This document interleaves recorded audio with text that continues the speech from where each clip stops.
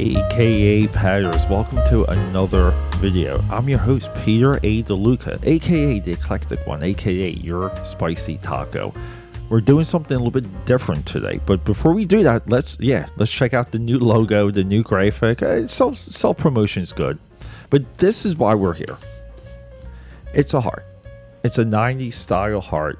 It's got all the 90s effects, a big reflection, big starburst, like we're working on it with crow quill traditional inking techniques. All my comic book pages are the original comic book pages. I really don't do anything digital, but what you see here, it took me my entire life to get to this point.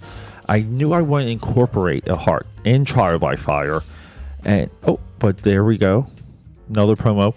And before I explain it all to you, I just wanted to remind everyone how much I admire outliers, creators that produce product or performed on such a level that they've done nothing but take a risk. And you can see there's nothing more risky than Alf. But here's Creed. And Creed came out while I was in high school. Came out in this is one of the reprints from Lightning, 1995. And we see a heart here. We see a heart from its creator and writer, Trent Kaniuga. And this heart is deeply meaningful to him.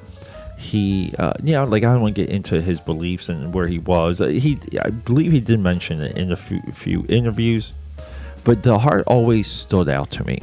And while I was working on Trial by Fire, my long-awaited Indiegogo project, hey, every single day we're working on Trial by Fire, but I had to incorporate the heart into my story in a really big way, not just for the satisfaction of emulating something that did inspire me and was deeply meaningful. I mean, look, back in the day, I was more into Creed than X-Men, than Jim Lee, than Todd McFarlane. To me, Creed and the work Trent was doing was everything.